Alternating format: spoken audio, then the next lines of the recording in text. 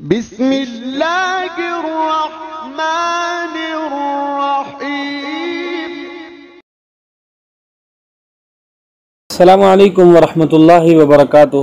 رحمانی وظیفہ چینل کے معزز ناظرین و سامعین اور امت مسلمہ کی مقدس ماؤں، بہنوں اور بیٹیوں، السلام علیکم ورحمۃ اللہ وبرکاتہ۔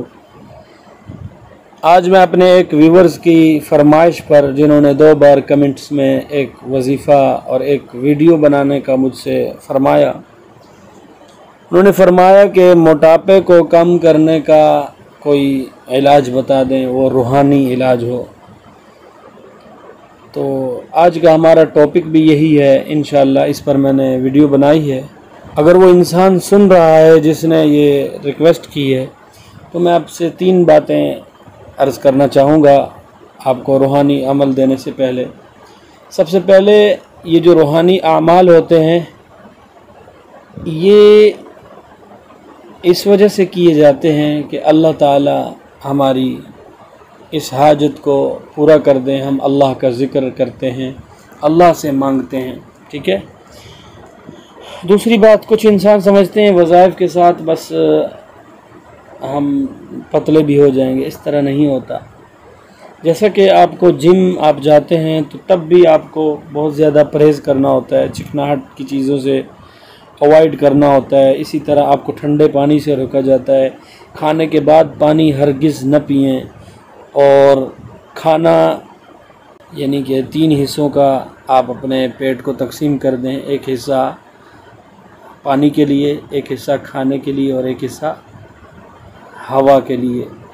آپ اس طریقے سے کھانا کھاتے ہیں تو انشاءاللہ ثم انشاءاللہ آپ کبھی موٹاپے کا شکار نہیں ہوں گے۔ اور جو ہمارے احباب، ہماری مائیں بہنیں موٹاپے کا شکار ہیں، ان سے میں یہ عرض کر دوں کہ وظائف بہت زیادہ تاثیر رکھنے والے ہیں، لیکن جو اس کا پرہیز ہے وہ آپ کو کرنا ہوگا۔ ایک شخص کہے کہ میں معدے کا مریض ہوں اور فلاں چیز بھی دے دو، فلاں چیز بھی دے دو، تیکھے کھانے بھی دے دو، اسپائسی کھانے بھی دے دو، اور میں وظیفہ کر رہا ہوں، میں تو ٹھیک ہو جاؤں گا، اس طرح نہیں ہوتا۔ آپ کو اپنا پرہیز مکمل کرنا ہوتا ہے۔ تو آئیے میں آپ کو ایک بہت ہی زبردست وظیفہ دینے جا رہا ہوں۔ آپ نے جسٹ ایک صورت ہے، سورہ نوح، اِنَّا أَرْسَلْنَا نُوحًا إِلَىٰ قَوْمِهِ، حضرت نوح علیہ السلام کا واقعہ ہے اور یہ بہت مجرب ہے۔ تو وظیفہ کچھ اس طرح ہے کہ سورہ نوح کی پہلی 7 آیتیں آپ نے پڑھنی ہیں۔ ان 7 آیت کو آپ نے صبح نماز اگر آپ پڑھتے ہیں تو آپ یہ وظیفہ کر سکتے ہیں۔ اگر آپ نماز نہیں پڑھتے تو میرے بھائیوں اور میری بہنوں نماز پڑھا کریں۔ نماز فرض ہے، یہ کسی حالت میں معاف نہیں ہے۔ فجر کی سنتیں نماز سے پہلے ہوتی ہیں اور نماز کے بعد فجر کی کوئی سنتیں نہیں ہوتی۔ اگر ہماری سنتیں رہ بھی جاتی ہیں تو ان کا ایک طریقہ ہے، اس کو ہم ویٹ کر کے اشراق کے بعد اس کو پڑھتے ہیں، اس کا ایک طریقہ کار ہے۔ مثال کے طور پر فجر کی جو سنتیں ہیں، فجر کی سنتیں نماز سے پہلے ہوتی ہیں۔ آپ نے سنتیں پڑھ لیں، آپ نے صرف 15 منٹ نماز سے پہلے سنتیں پڑھنی ہیں، اور آپ نے ان 7 آیات کو اس طرح پڑھنا ہے۔ اِنَّا أَرْسَلْنَا نُوحًا إِلَىٰ قَوْمِهِ أَنْ أَنذِرْ پہ آپ نے وقف کرنا ہے، صحیح ہے، اور آپ نے اپنے ہاتھ پر پھونک مارنی ہے، اور اپنے جسم کا جو حصہ آپ کا چربی سے بھرا ہوا ہے آپ وہاں ہاتھ پھیریں۔ پھر أَنْ أَنذِرْ قَوْمَكَ مِنْ قَبْلِ أَنْ يَأْتِيَهُمْ عَذَابٌ أَلِيمٌ۔ یہ آیت مکمل ہو گئی۔ اگلی آیت اسی طرح، قَالَ يَا قَوْمِ إِنِّي لَكُمْ نَذِيرٌ مُبِينٌ، پوری پڑھ لیں، اس سے اگلی پوری پڑھ لیں، 3 ہو گئی، اس سے اگلی 4 ہو گئی۔ 4 کے بعد پھر آپ اپنے ہاتھ پر پھونک ماریں اور اپنے جسم پر مل لیں۔ پھر اس طرح اگلی 2 پڑھ کے یہ 6 ہو گئی، پھر 7ویں کے بعد آپ پھونک ماریں۔ اسی طرح آپ نے یہ 7 بار عمل کرنا ہے۔